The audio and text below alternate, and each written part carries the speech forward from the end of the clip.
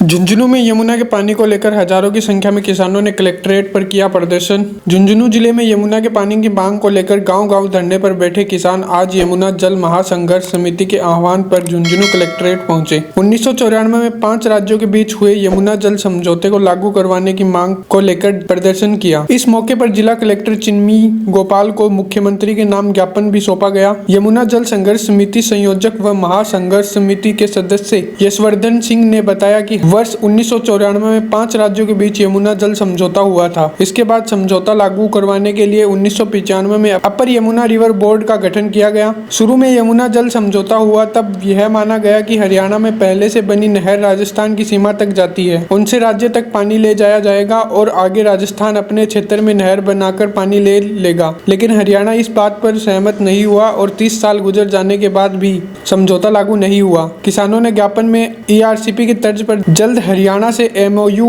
करने और यमुना जल समझौते के तहत यमुना जल की निर्धारित मात्रा का पानी झुंझुनू को दिलवाने की मांग को लेकर ज्ञापन सौंपा। यमुना जल महासंघर्ष समिति ने राज्य सरकार से केंद्रीय जल आयोग द्वारा प्रोजेक्ट रिपोर्ट को तकनीकी स्वीकृति दिलवाने की मांग करते हुए चेताया कि लोकसभा चुनाव से पहले अगर झुंझुनू जिले के गंभीर जल संकट को ध्यान में रखते हुए यमुना जल समझौते को लागू नहीं करवाया गया तो हालात विकट होंगे और बड़ा आंदोलन होगा। सम्मानित मंच, जिले के कोने कोने से पहुंचे हुए किसान साथी, नौजवान, मातृशक्ति और ये पुलिस के साथी भी, ये भी किसान के बेटे ही हैं। इन सब का आभार कि आप आज 12 तारीख को इतना बड़ा शादी का प्रोग्राम होने के बावजूद भी यमुना जल समझौता 1994 में लागू करवाने के लिए जिला कलेक्ट्रेट पे आए।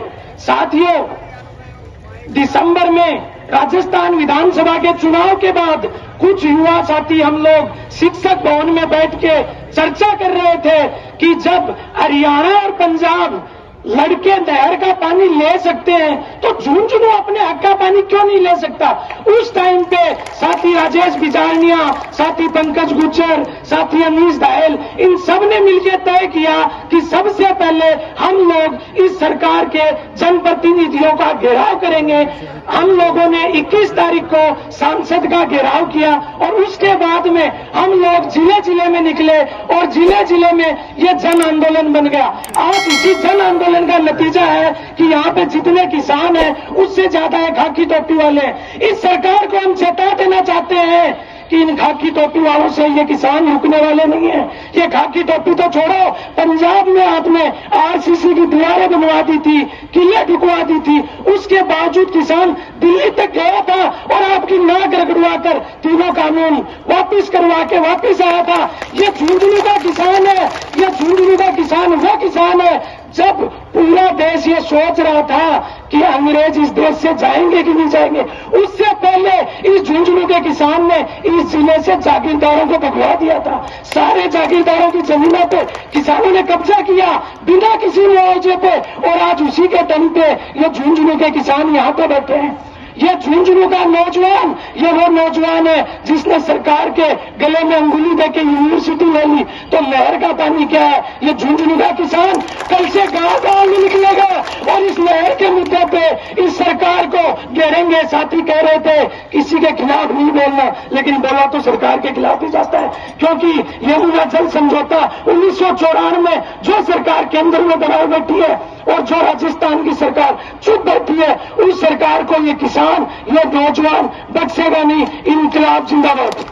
यमुना जल समझौते को लेकर आज झुंझुनू किसानों द्वारा आज झुंझुनू कलेक्ट्रेट के ऊपर धरना प्रदर्शन किया जा रहा है। हमें बहुत खुशी की बात है कि हमारी जो संपत्ति है, बुजुर्गों की संपत्ति है, जिनके आंदोलन हम सुना करते थे, पढ़ा करते थे, वो आंदोलन आज हमें झुंझुनू की इस पावन धरा पे कलेक्ट्रेट पर देखने को मौका मिल रहा है। हम भी इनके साथ मजबूती से डटे हुए हैं। हम प्रयास करेंगे जल्दी से जल्दी ये समझौता हो सके, झुंझुनू को नहर का पानी मिल सके। हमें पता है, देखो अग्निवीर आई है, पीछे मोदी जी लेके आए हैं, तो बच्चे नौकरियों से तो खुल गए, अब इनको खेती से भी खोने का काम चल रहा है। हम प्रयास करेंगे। युवाओं को जोड़ने का किस तरीके का प्रयास आपके द्वारा किया जाएगा? एक चीज सोचने की भी है कि युवा इस चीज को समझ नहीं पा रहे हैं कि हम ये लड़ाई किस चीज की चल रही है, क्योंकि आज का जो युवा वो मोबाइलों में फंसा हुआ है। उनको नहीं पता कि ये पानी क्या चीज है, हमारे लिए पानी कितना जरूरी है, हमारे लिए खेत कितना जरूरी है, हमारे लिए खेती कितनी जरूरी है।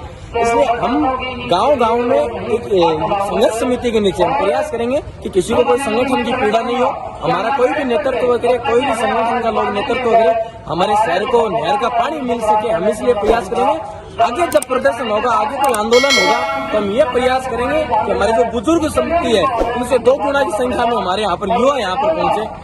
ये प्रयास हमारा रहेगा।